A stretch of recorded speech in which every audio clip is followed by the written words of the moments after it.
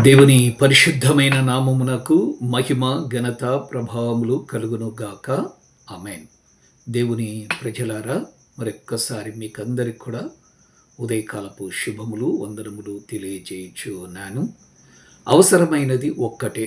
ఇది సాక్షాత్తు లోకరక్షకుడైనటువంటి ప్రభు అయిన యేసుక్రీస్తుల వారి నోటిలో నుంచి వచ్చినటువంటి మాట.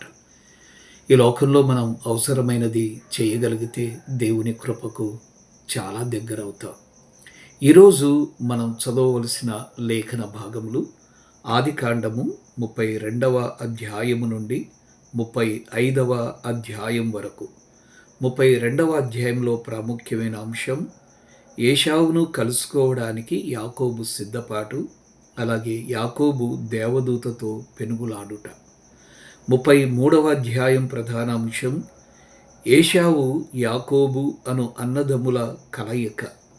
34వ అధ్యాయము షెకెములో ఘోరము.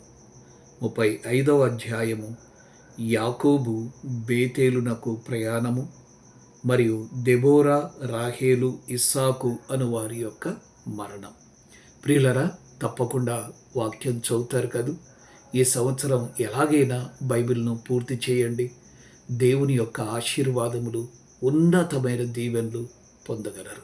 దేవుడు మిమ్మను దీవించునుగాక. God bless you.